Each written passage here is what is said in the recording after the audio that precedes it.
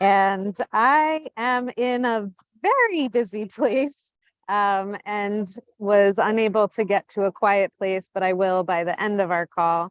So I ask you to all bear with me today and share a little bit of where you are each coming from. And I will fairly quickly pass it over to our wonderful guest teacher for today. So with that, I'd love to just hear where you all are. I am currently in Berlin, Germany, and headed back to the States, but you know how things go in travel. So I see England, Ossining, New York, Falls Church, Virginia, a lot of wonderful places coming in, Colorado, wonderful, Arlington, Massachusetts, Southwest Vermont, beautiful, Bloomfield, Connecticut, New Rochelle, New York, Philadelphia, beautiful fall day, Chicago, wonderful, California. So wherever we may be, it's an invitation to just land here. So whether you have announcements overhead, people around, or you're quiet in your space and have, I see some of us are in transit as well. So we know that whether it's external situations or sounds or any of the above, or it's internal. There's internal thoughts. There's an internal pull to what's going on in the world, to what's happening in our minds, to whatever is going on, to give ourselves a moment of just landing, of being still, of being fully present, no matter where we are.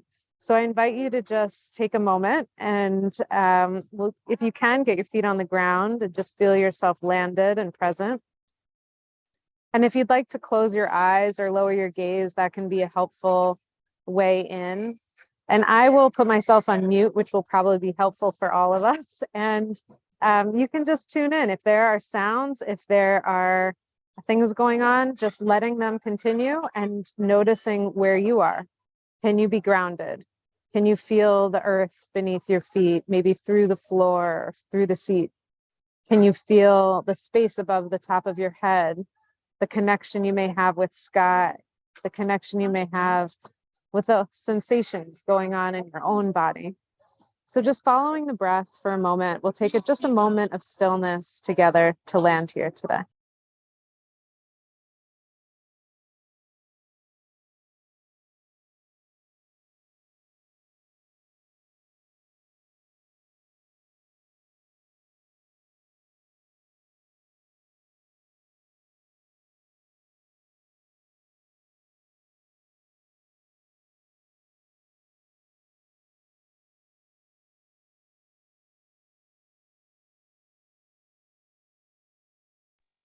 Wonderful. And when you're ready, you can return your awareness to the screen and just type in to the chat a little bit of what brought you here today. Perhaps it was to be with our wonderful guest speaker, Antoinette Cooper, who I'm delighted to have back with Women Together. And I will pass it over to you, Antoinette. And just really grateful to have you back with us. Antoinette is an incredible writer, speaker, poet, storyteller, holder of narrative, and really just has been an incredible inspiration to so many of us. So I turn it over to you, Antoinette, and thank you so much for being here. And I will be off video, but I will be listening in. So glad to have you, Antoinette. Over to you. Thank you. Thank you and welcome everyone. My name is Antoinette Cooper and I am happy to be here with you all today. I'll start by sharing the description that I shared with Women Together for today. And it's titled, Love Yourself Through This. And the full description beyond the title is a continuing conversation on being sanctuary. You are invited to bring your fears, failures, and F-ups as we practice equanimity. As you learn to love yourself through your own shadows, then you become more available to others. So today is really about starting at home in the body, at home within the ecosystem of the self, because oftentimes we as social beings are committed to creating spaces that are around us, or even if we're not conscious of that commitment, we are creating spaces around us. And so if you are interested in what it looks like to create a space where you are sanctuary and your ecosystem is one of sanctuary, then starting at home is the place to begin. I'll share about the title, Love Yourself Through This. That message came to me when I was living in a Buddhist monastery. And so I lived in a Buddhist monastery during 2020, end of 2020, beginning of 2021, a time of much happening globally, as there is much happening globally as well now. And the benefit of being in the monastery is that it creates conditions where the world is not in your face so much. And so then you get to spend a lot of time with your interiority and being with your interiority. And in that space, then what my thoughts were doing became amplified. And I don't remember what it is I was working on, but whatever it is I was working on, my thoughts, I could hear my thoughts, and I could hear the familiarity in my thoughts.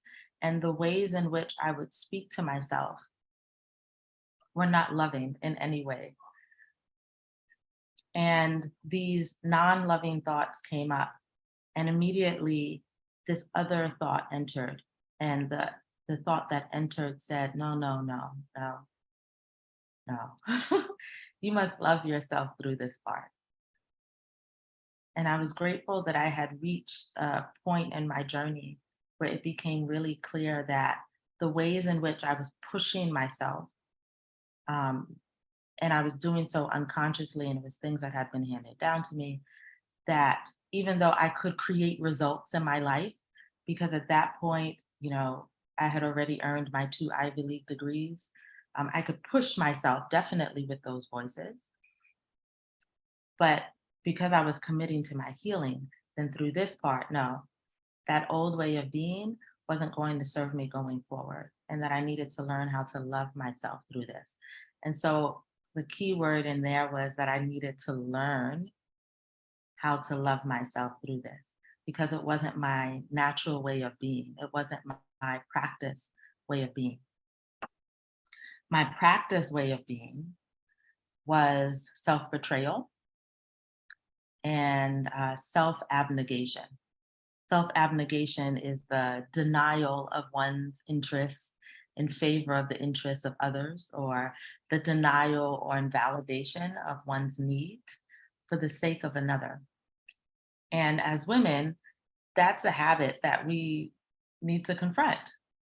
That self-abnegation sometimes is interwoven with what it means to be a woman.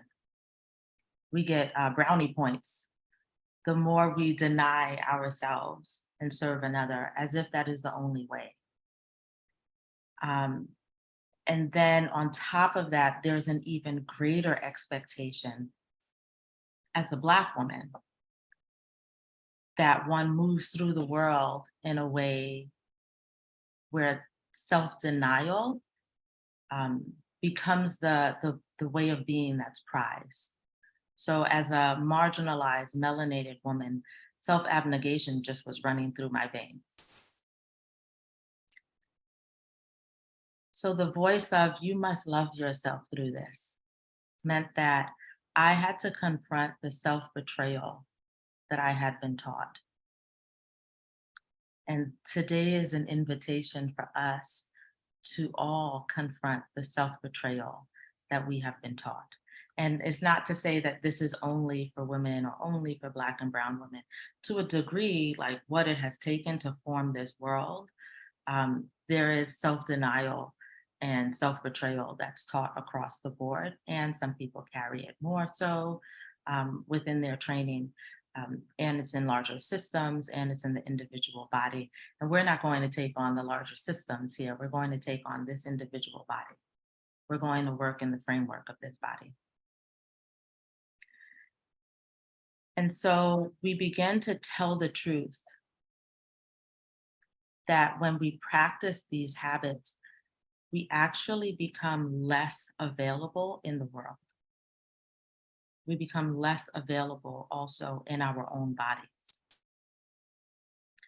These ways of being has us suppress even more our relationship with the parts of ourselves that need our light, our attention, and our love. Because the parts that get suppressed, just like in the description, bring your fears, your failures, and your F-ups. Like, we don't have space to actually be with those parts of ourselves. Those are the parts that tend to be denied the most. And so how can we be sanctuary for ourselves before we can create that space in the world? And doing so in a way that doesn't diminish who we are and doesn't cause harm for others in our ecosystem. How can we befriend the part of us that holds our wounds? How can we befriend the part of us that holds our wounds? How can we do so in a way that's not spiritual bypassing? How can we do so in a way that's not intellectual bypassing? How can we befriend the part of us that holds our wounds? I offer that equanimity is part of that path. Equanimity involves two parts. Actually, I'd asked in the monastery, like, can you share more about what equanimity is? Because as I started to develop my equanimity more and more, then the things that normally would hook me in the world, I wouldn't be hooked. And the way that people read that was that I was apathetic, because oftentimes we bond in complaint. And I wasn't bonding, I guess, because complaint would happen and I would remain equanimous, balanced. And one of the monks said, no, equanimity is not apathy. Apathy is the turning away. Equanimity is the looking closely. And in the looking closely, like, I could see all that was in play. I'm also a law school dropout. So there's a distinction as well. Like, part of the training to become a lawyer is to see all of the parts as well. But you're seeing all of the parts so that you can go into a defense.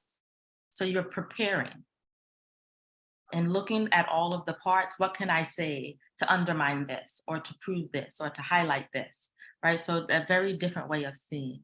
Equanimity is the looking closely. Equanimity has two parts. One is awareness, and the other is objective observation. And so in the looking closely, that's the awareness part of it, is why this is not spiritual bypassing. There is no turning away from what's so. You're being with as it is. And the lack of reaction, the outward reaction as you develop in your equanimity, right? It's not something that just shows up like that. But the lack of reaction comes from the practice of objective observation. So equanimity is this non-judgmental awareness, this non-reactive awareness, so that something doesn't have you hooked. This is a practice. Now, I want to share a story that I had actually practiced equanimity way before I had ended up in the monastery. I didn't know that this was the term for it. And I had developed equanimity through illness. I don't suggest anyone go on this path. And so sometimes when people think of equanimity, they may also think that equanimity is a passivism. No, it just takes you out of the loop of unconsciously reacting. So how I practice equanimity, it was early 2000s. I had developed an illness where my immune system just shut down. It was just like, girl, bye. Like, you doing too much. I can't keep up with you and all of the things that you're suppressing. And so my immune system shut down. And because my immune system shut down, then things that are normally kept at bay and in balance then went out of balance. One of the things that went out of balance was yeast. So I had a systemic yeast infection, candidiasis. There was yeast in my blood. And I had to change my diet because anytime I had something that fed the yeast, then I would break out in full body hives. So anytime I had anything sweet, including fruit, so I had to change my diet. Now, as I had studied my diet more and more, then I found that I was still breaking out in hives sometimes.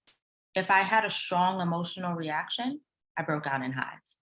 I was researching that. Why do I break out in hives with a strong emotional reaction? It's because of the fight or flight. The body releases glucose into the bloodstream so that you have enough energy to run for the hills if you need to, so that you have enough energy to fight if you need to. And so the way my body was responding to the fight or flight was as if I had eaten a piece of candy because glucose was being pushed into my bloodstream.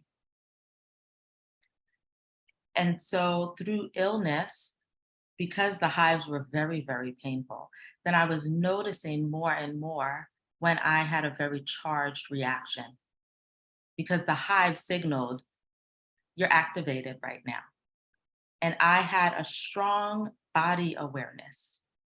So this wasn't Antoinette was better than someone or Antoinette was like, oh, it wasn't that. It was illness. And the illness had me be much more embodied because part of trauma is being disembodied. So I had to come into my body. And I was working at an elementary school and I was teacher in charge that day. Teacher in charge, meaning that when the principal left campus, I was acting as the principal. And a teacher at the school did not honor the principal's instructions and wanted to do something that the principal said no to. With equanimity, I said no. The principal gave very clear instructions. These things will not happen. And that left the teacher triggered. And that teacher started screaming in the front office. And as the teacher was screaming in the front office, I was standing there and not moved by it, not stoic or frozen or like trying to block and lose my humanity in it. I was present to that the teacher was in an upset and was screaming. And I wasn't reacting. And I wasn't being big chested about it either. I just wasn't reacting. And the secretary who was standing behind me got up and started screaming. And I turned to the secretary and I said, why are you screaming? And she said, because she's screaming at you. I said, no, she's not. The secretary looked confused. And I said, no, she's screaming in my direction, but I don't receive it. And I'll need you to please sit back down and, maintain the atmosphere of the front office. And so the secretary, was confused, but she sat down. And then I turned my attention back to the teacher that was screaming. And when she was complete, I said, and when the principal returns to campus, we'll need to have a conversation about what just happened. And then I went on about my day. That was equanimity. Full awareness. There was no turning away from what was happening. And I wasn't hooked by it.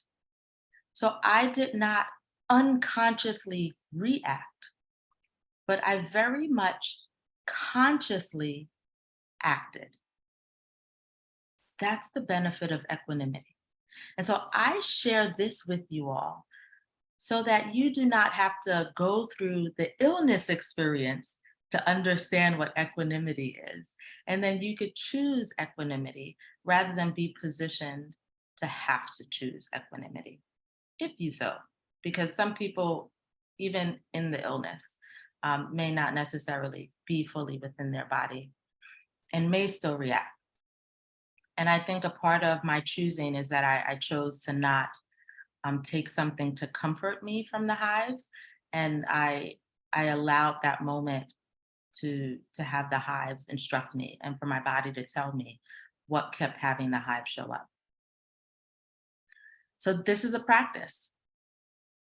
And so for a moment, I'm going to invite you all too to start that practice with me. And so if you are in a place where you can comfortably close your eyes, then I invite you to close your eyes.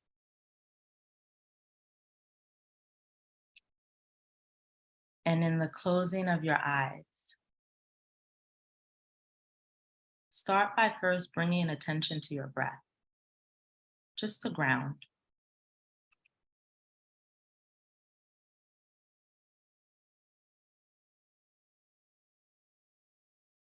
And then bring presence to a part of you that you conceal, a part of you that you hide,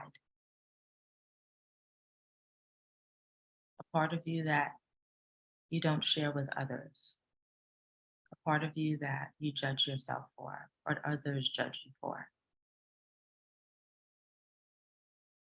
With that in mind, notice the feelings in your body that arise as you presence this part of you.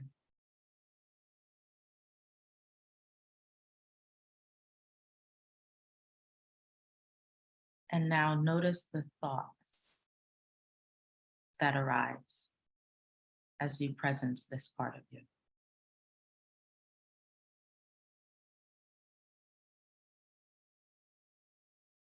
Even if the feelings or the thoughts are uncomfortable, don't try to change the feelings.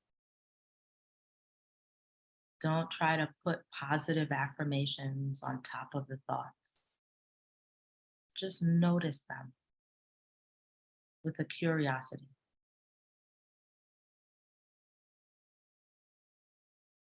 Notice them with a gratitude that your uncomfortable feelings, your negative self-talk are generous enough to allow you to witness them.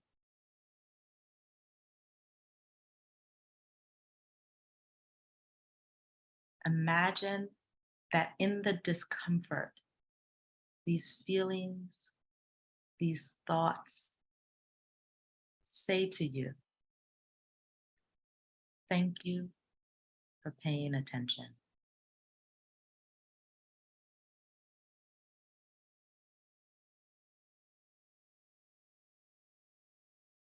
Thank you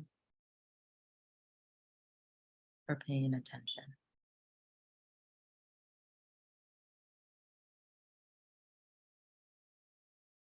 Thank you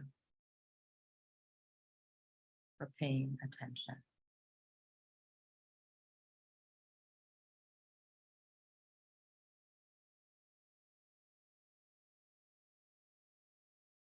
In response, say to your thoughts and your feelings, you are welcome. And you're complete. I invite you to open your eyes back.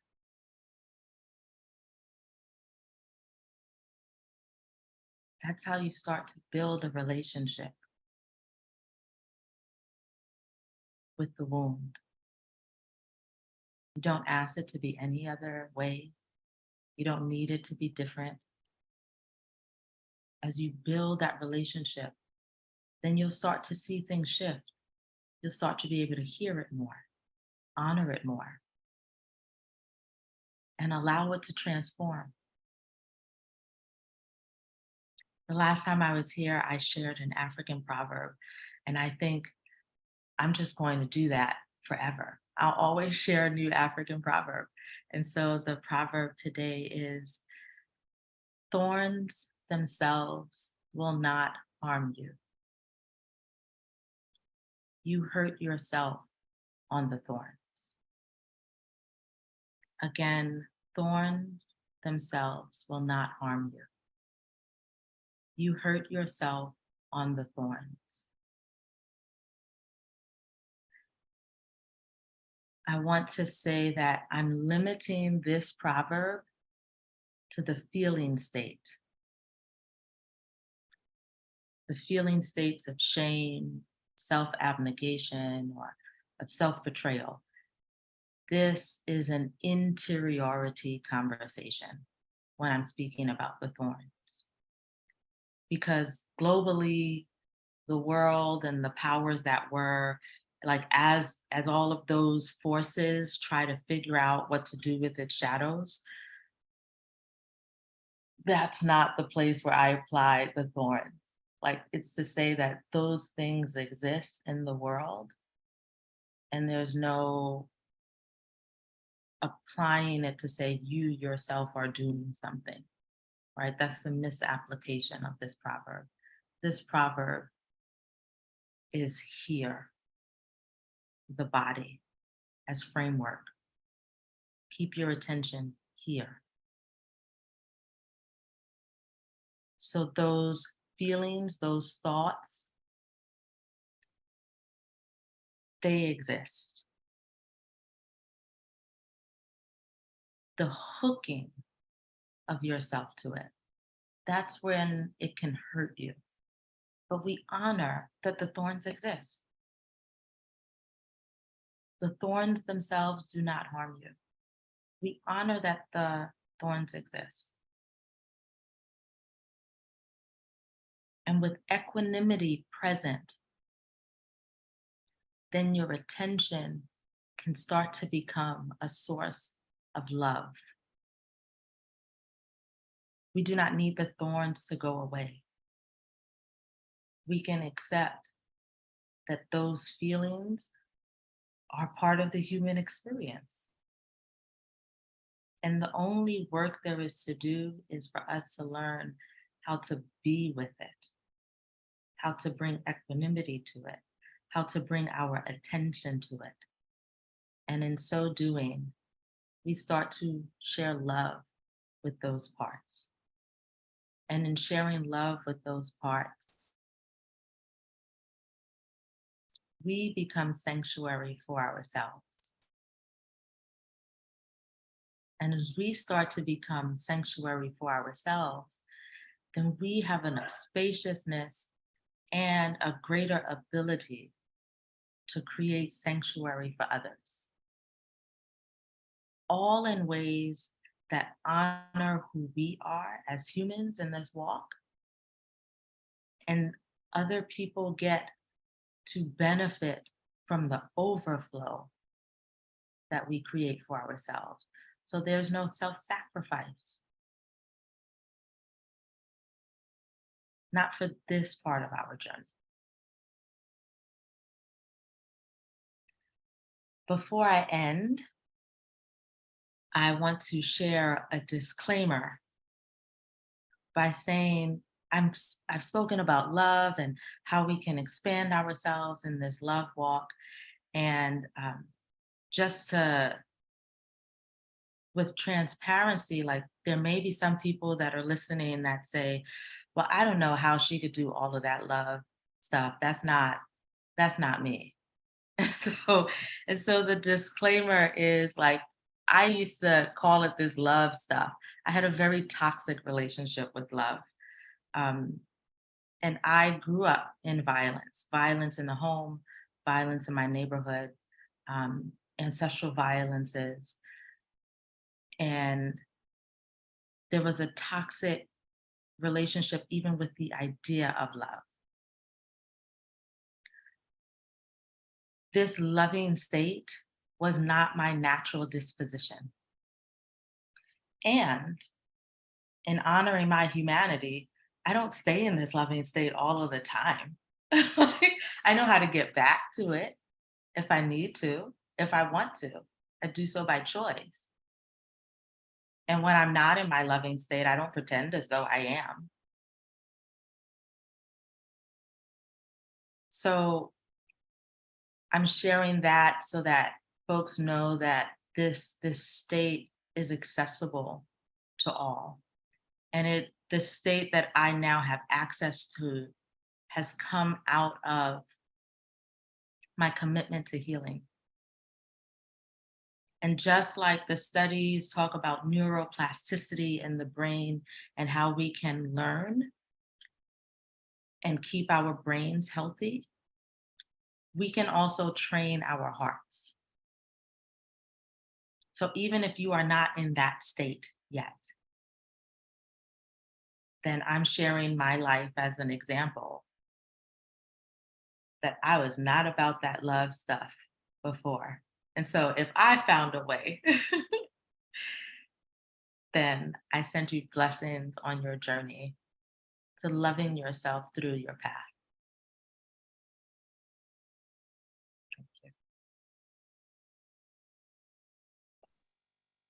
Antoinette, thank you so much. What a beautiful practice and words and just wisdom that you took us through, and particularly the African proverb for me just continues to ring. How much am I letting the thorn just sort of do its thing, and how much am I inflicting that thorn on myself? So thank you for sharing it with us. And I invite us into the next powerful part of our Women Together moment is our connect moment. So turning to each other and sharing what touched you from this practice and this conversation with Antoinette. What touched you? What's still ringing in you from this conversation and what came up in your own practice? So we invite you to turn to each other in small groups. If you're here with us in Zoom, if you're on YouTube, thank you so much for joining us again this week, and we will look forward to seeing you next week. For those here in Zoom, share your name, where you're coming from, and what touched you so far in today's session. We'll turn to each other for about 20 minutes, and then we'll have Antoinette with us for the close. So enjoy the time together, and we'll see you back in 20 minutes.